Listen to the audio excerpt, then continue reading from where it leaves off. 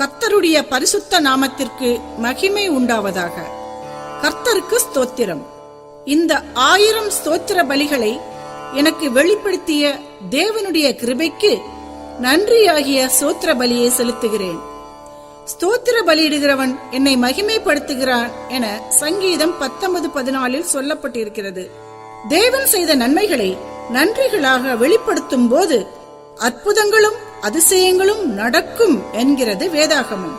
விசுவாசத்தோடு கூடிய இந்த 1000 ஸ்தோத்திர பலிகள் ஒலிக்கின்ற இடங்களிலெல்லாம் தேவனுடைய மகிமை சாட்சியாக வெளிப்பட ஜெபிக்கின்றேன். தேவ கிருபையும் சமாதானமும் சந்தோஷமான சூழ்நிலைகளும் வியாபார வெற்றியும் திருமணங்களும் குழந்தை பேரும் தேவஞானத்தோடு கூடிய கல்வியும் பாதுகாப்பான பிரயாணங்களும் நல்ல ஆரோக்கியத்தோடு கூடிய ஆவியின் கனிகள் நிறைந்த ஐஸ்வர்யமான வாழ்க்கையும் நீங்களும் உங்கள் குடும்பத்தாரும் பெற்றிட ஆவியில் நிறைந்து ஜெபிக்கின்றேன். தேவ கிருபையில் நிறைந்து வாழும் விஜயலட்சுமி ஸ்டீவன்.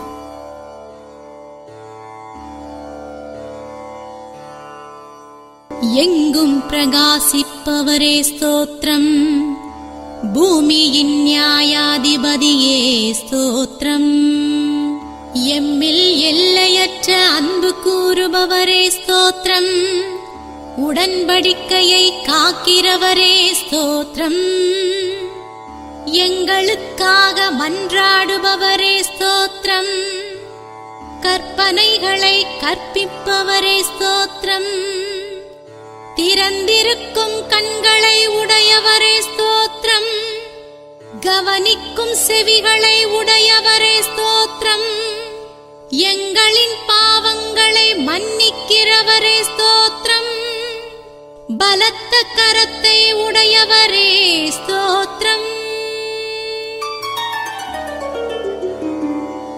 ஆண்டவரே இயேசு கிறிஸ்து நாமத்தில் அன்பின் வாழ்த்துக்கள். காலை இன்றைய நிகழ்ச்சிக்கு நான் உங்களை அன்புடன் வரவேற்கிறேன். ஆண்டவருடைய கிருபை அளவில்லாமல் நம்ம வாழ்க்கையில கடந்து வர நம்ம ஆண்டவரை துதித்து விடுதலையோடு இந்த நாள் முழுதும் நம்ம பயணிக்கும்படியாக இந்த நேரத்துல கூட ஒரு துதி பாடல் ஒன்றை நாம் கேட்போம்.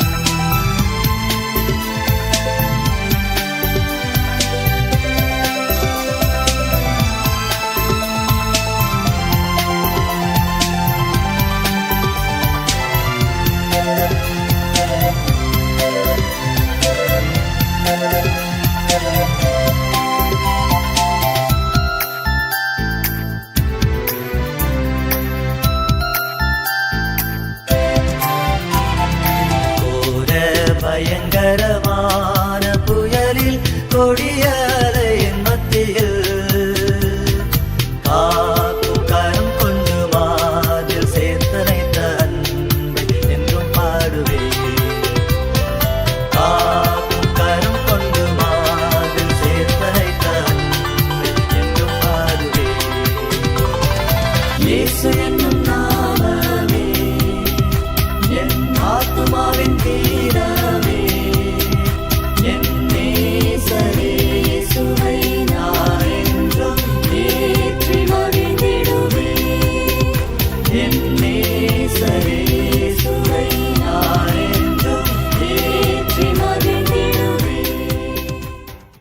இன்றைய நாளுக்கான வேத பகுதி 1 கொரிந்தியர் 13ஆம் அதிகாரம் 5வது வசனம் இவ்வாறாக சொல்கிறது.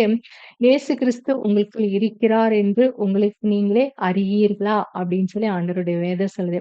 இப்ப ஆண்டவர் எங்க இருக்காங்க? நம்முடைய உள்ளத்துல இருக்கிறாங்க. அது உங்களுக்கு தெரியலையா? ஞாபகம் இல்லையான்னு சொல்லி ஆண்டவருடைய வார்த்தை நமக்கு சொல்லுது. அதுக்குதான் கர்த்தருடைய வார்த்தையை நாம் படிக்கும் பொழுது அந்த வார்த்தை நம்முடன் பேசக்கூடிய வார்த்தையாக நம்மை உயிர்ப்பிக்கும் வார்த்தையாக இருக்குது. கர்த்தருடைய வசனம் ஆவியாகும் உண்மையாயும் இருக்குது. அந்த வார்த்தையை நம்ம தேடி ஆண்டவரை தேடும் பொழுது அந்த வார்த்தையினாலே ஆண்டவர் நம்மோடு பேசுகிறார். நம்முடைய வாழ்க்கை பயணத்துல நிறைய நேரங்கள் போராட்டங்களும் பிரச்சனைகள் எல்லாவற்றையும் நம்ம சந்தித்து அதை கடந்து செல்லக்கூடியவங்களா இருக்கிறோம். அதனாலதான் இவ்வாறாக சொல்கிறது, உலகத்துல உங்களுக்கு உபத்திரவம் உண்டு, ஆனாலும் திடன் கொள்ளுங்கள், நான் உலகத்தை ஜெயித்தேன் அப்படின்னு சொல்லி ஆண்டவருடைய வார்த்தை சொல்லுது. இந்த நாள்ல கூட இந்த வார்த்தை எவ்வாறாக சொல்கிறது, அவர் உங்களுக்குள்ள இருக்கிறார் அப்படின்னு சொல்றத நீங்க உணர்ந்து இருக்கிறீங்களா? அப்படி உணர்ந்திருந்தீங்கன்னு சொன்னா நம்ம பயப்பட வேண்டிய அவசியமே இல்லை அப்படின்னு சொல்லுது.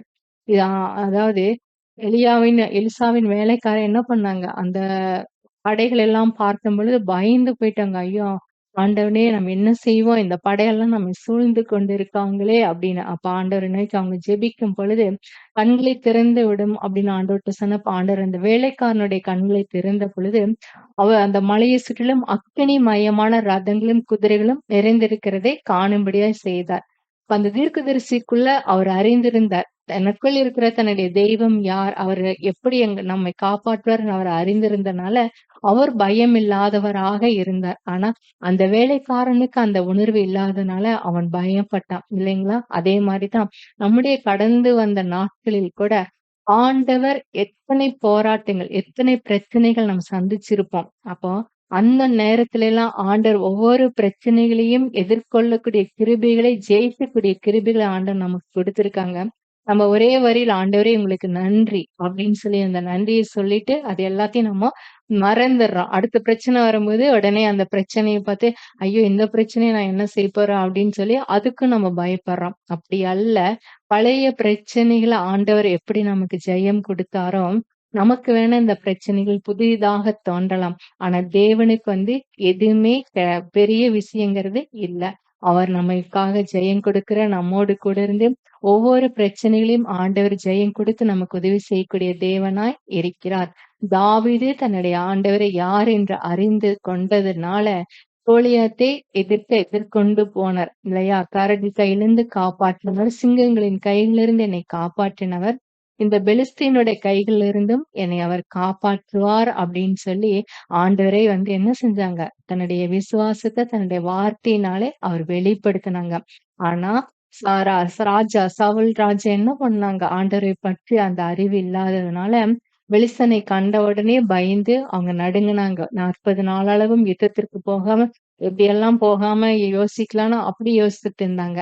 ஆனா ஆண்டவரை அறிந்த தாவீது எதிர்கொண்டு அந்த பிரச்சனையை அவருடைய நாமத்தினாலே வெற்றி பெற்றாங்க. அதே மாதிரிதான் தேவ பிள்ளைகளே, இன்னைக்கு ஆண்டவர் நமக்கு சொல்லக்கூடிய ஒரு காரியம் என்ன என்றால், அவருடைய நாமத்தினாலே நமக்கு ஜெயம் உண்டு. அந்த இயேசுவின் நாமம் நம்மோடு இருக்கும் பொழுது நாம் ஜெயம் பெற்றவர்களாய் இருக்கிறோம். நாம் அவருக்குள் இருக்கிற அந்த நிச்சயம் இருக்கிறதா? நம்ம ஆண்டவராய் இயேசு அவர் எனக்குள் இருக்கிறார் என்று சொல்லி நாம் அறிந்திருக்கிறோமோ?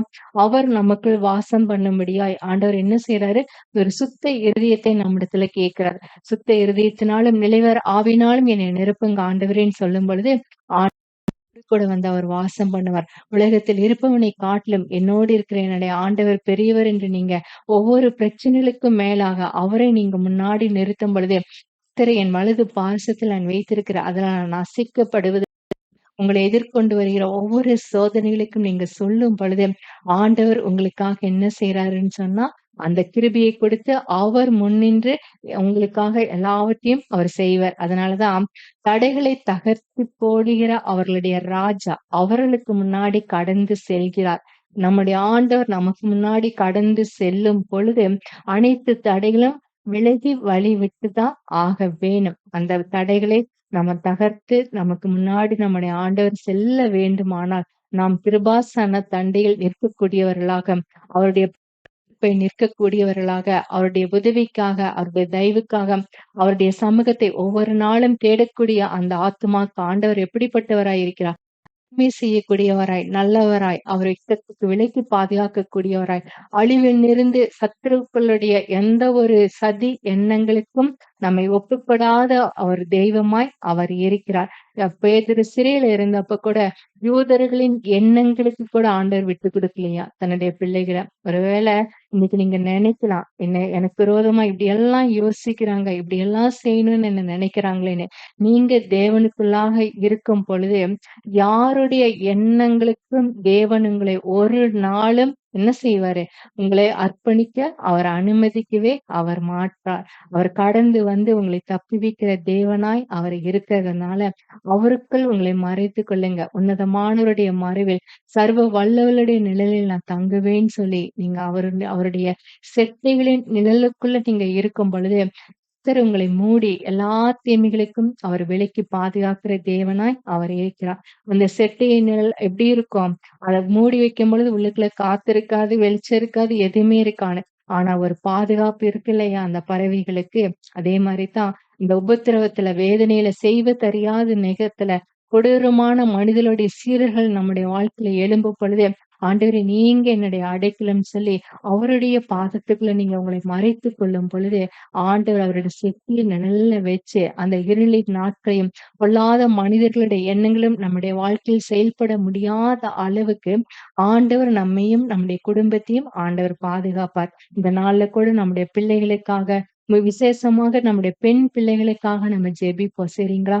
கர்த்தருடைய பாதுகாப்பு அவர்களை பாதுகாத்துக் கொள்ளும்படியாக பொல்லாதவருடைய மனிதர்களை பிசாசானவன் தூண்டிவிட்டு பிள்ளைகளுக்கு கெடுதல் செய்யக்கூடிய அந்த கொடூர நினைவுகள் யாரும் மாட்டிக்கொள்ளாதபடி தேவன் நம்முடைய, அதாவது எந்த பிள்ளையா இருந்தாலும் நம்முடைய பிள்ளைகளை ஆண்டவர், ஒரு ஆண் பிள்ளையா இருந்தாலும் சரி, பெண் பிள்ளைகளா இருந்தாலும் சரி, எல்லாரையும் ஆண்டவருடைய கிருபையினால அவர் பாதுகாத்து கொள்ளும்படியா நம்ம அதற்காக ஜெபிக்க வேண்டியது நம்முடைய கடமை. நம்ம அப்படியாக நம்முடைய குடும்பத்திற்கு நம்ம ஜெபிக்கும் பொழுது ஆண்டவர் என்ன செய்யறாரு அப்படின்னு சொன்னா, நம்முடைய பிள்ளைகளை அவர் செட்டியின் நிழல்ல மூடி ஆண்டவர் பாதுகாக்கக்கூடிய ஆண்டவராய் இருக்கிறார். சரி, நம்முடைய குடும்பத்தின் சமாதானத்திற்காக நிறைய காரியங்களை நம்ம பார்த்து கொண்டு இருக்கிறோம்.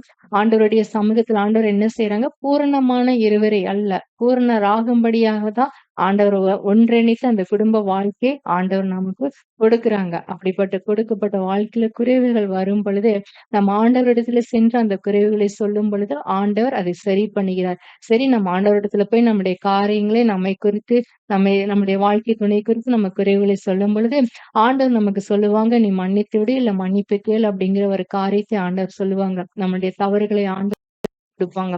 அப்படி உணர்த்தி கொடுக்கும் பொழுது அவருடைய சமூகத்துல ஆண்டவரத்துல நம்ம பெற்றுக்கொள்ள தன்னுடைய பாவங்களை மறைக்கிறவன் வாழ்வடைய அவளை அறிக்கை செய்து விட்டு விடுகிறவனோ இரக்கம் பெறுவான்னு சொல்லி கர்த்தருடைய வார்த்தை சொல்லுது. சரிங்களா?